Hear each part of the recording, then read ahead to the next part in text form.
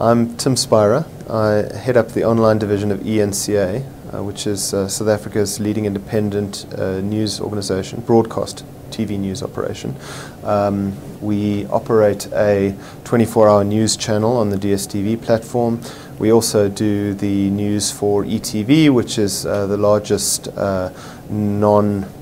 largest independent free-to-air broadcaster in the country, and we have vernacular language services on a number of other channels, predominantly in Zulu and Afrikaans.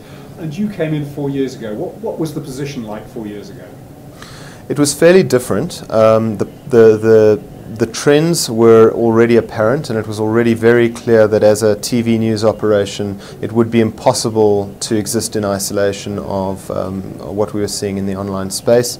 But it was a different environment. At that stage, for example, BlackBerry Messenger was still very popular as a service. Mixit, which closed its doors as a social network a couple of weeks ago, was the largest social network in the country with about 10 million users, dwarfing at that stage Facebook and Twitter. So, you know, while the names of the platforms perhaps have changed somewhat, it was already clear at that stage that people were looking to consume news across multiple platforms, that people were looking for news to follow them, and that mobile was becoming an increasingly important source of news, mobile and social media. At that stage, eNCA had no online presence at all, and you know, my role was to come in and create an online division for the business. And at that stage, what were the challenges? Because you would come from a print company, and the existential threat to print from online was much more obvious, whereas for broadcasters, they could still feel strong, I would say, 4 years ago. So how did you persuade everybody to sign up and get moving on this? Well, that's absolutely right. I think you've hit on the key point. It was easier in many respects. Previously, I'd been tasked with putting together a print and online newsroom. Broadcast and online was challenging for that reason. But that said, I think that there are a number of factors that make broadcast news a better bedfellow for online than print is. For one thing, the rhythms of 24-hour news are much more similar. You're producing, you know, news on a constant basis as opposed to chasing a daily deadline. For another thing, there's this notion of second screening, that people are sitting in front of their TV screens at home and they've got a device in their hand and they are interacting with some form of online news or information, be it a social network or a news website, while they're watching TV. And then, of course, you know, video is a very fast-growing element in online news dissemination. And 4 years ago, it was still very nascent in South Africa. I think it's still South Africa is still a laggard in many respects because of the lack of access to affordable bandwidth. But that's changing very quickly. And if we were to look forward 3 to 5 years, how would your online offer change, do you think? Well, certainly I think that video news is going to take a more central role.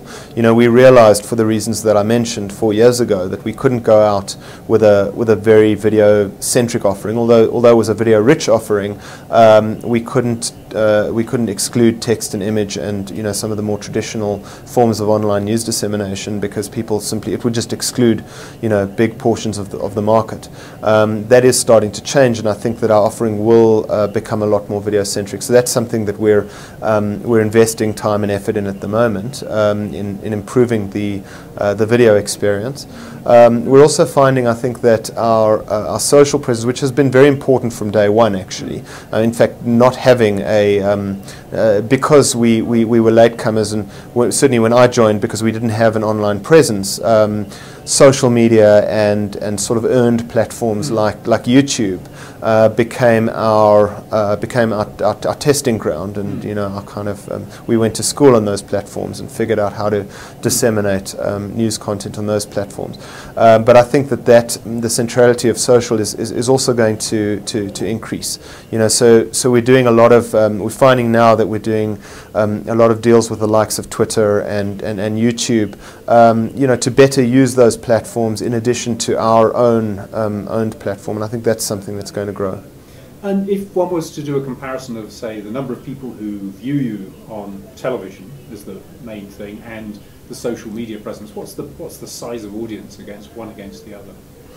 TV's still bigger. Yeah. If I look at the 24-hour news channel, we're sort of in the region of just under 1 million yesterday viewers, whereas online, just our website, we had about 1.5 million viewers in the past month. So, yeah. So that's the TV audience is still significantly bigger. But if I look at social, we've got well over 1 million followers across Twitter and Facebook. And if you look at the number of video views that we're getting on YouTube, it's significant. So I'd say it's significant, in the hundreds of thousands.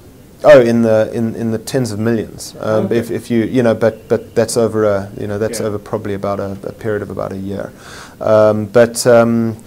So yes, I think TV is still larger. Certainly, if you take into account our presence on ETV, which is the free-to-air channel, that audience is significantly larger, and we believe that audience can actually grow significantly as well.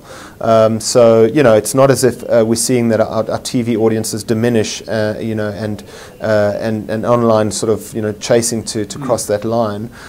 We do see some growth in TV, but certainly the growth in online is a lot quicker. So it's a kind of symbiotic relationship. Very much so. Yeah. Very Thanks much for talking so. to me today. Okay.